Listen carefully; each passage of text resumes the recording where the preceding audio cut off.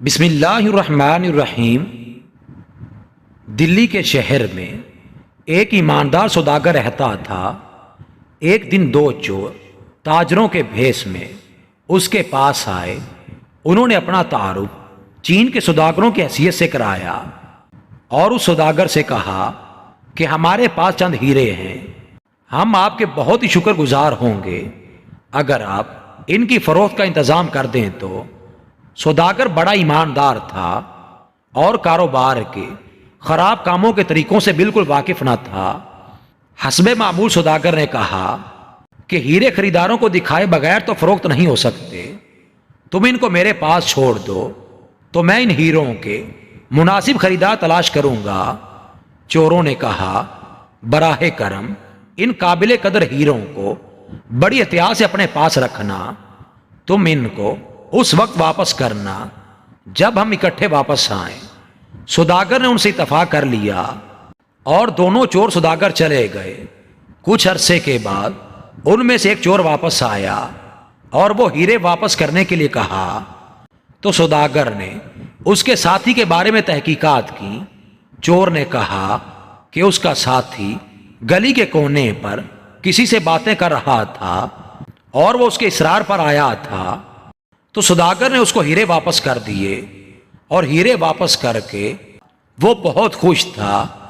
چند گھنٹوں کے بعد دوسرا چور سوداگر کے پاس آیا اور ان ہیرے جواہرات کے متعلق پوچھا تو سوداگر نے کہا کیوں، تم نہیں جانتے کہ تمہارا دوست مجھ سے ہیرے لے گیا ہے؟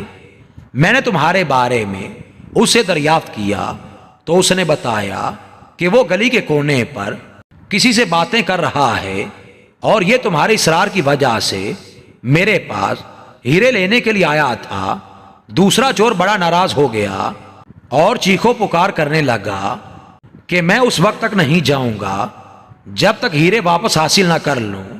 کیا میں نے تمہیں کہا نہیں تھا کہ تم اس وقت تک ہیرے ہمیں واپس نہ کرنا جب تک ہم دونوں اکٹھے لینے کے لیے نہ آئیں؟ آپ نے میری عدم موجودگی میں ہیرے اس کو دے دیے، آپ کو ہر حال میں میرے ہیرے واپس کرنے ہوں گے۔ سوداگر نے نرمی سے کہا تم گلی کے کونے پر تھے جب تمہارا دوست ہیرے واپس لینے کے لیے آیا۔ مگر دوسرا چور دوبارہ غضبناک ہو گیا۔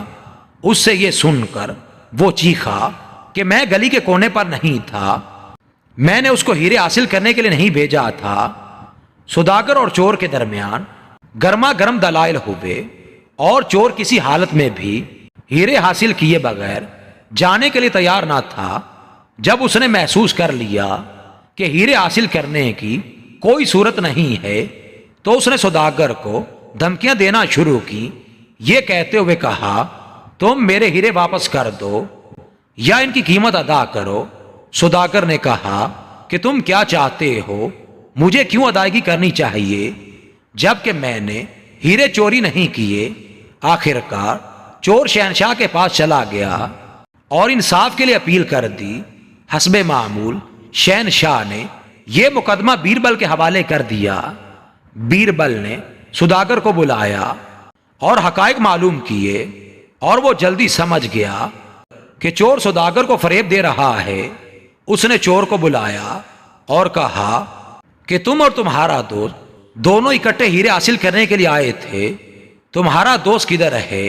اپنے دوست کو ساتھ لاؤ اگر تم اپنے مقدمے کا فیصلہ چاہتے ہو تو۔ مگر یہ دوسرے چور کے لیے مناسب نہ تھا کہ وہ اپنے دوست کو ساتھ عدالت میں لے آتا، اس لیے اس پر وہ شرمندہ ہوا اور اس نے عدالت سے فراری اختیار کر لی۔ بیربل چلایا کہ میں تجھے 100 کوڑوں کی سزا عدالت میں جھوٹی اپیل دائر کرنے کی وجہ سے دیتا ہوں۔